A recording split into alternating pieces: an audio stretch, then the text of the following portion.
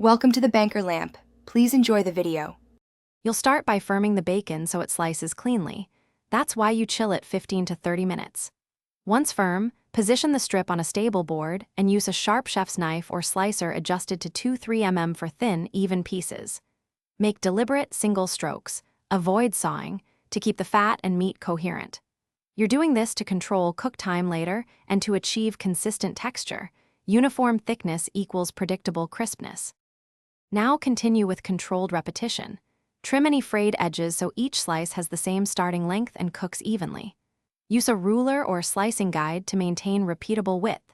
Measuring here prevents thick or thin outliers. As you proceed, rotate the slab every 3 to 4 cuts to keep your strokes straight and reduce knife drift. Take short rests if the bacon warms.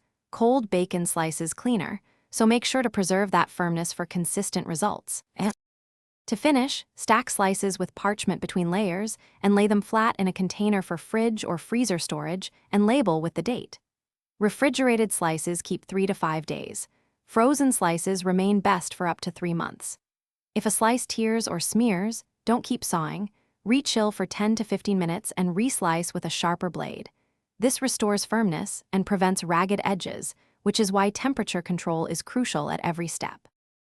Thanks for watching. If this was helpful, leave a like and consider subscribing. See you next time.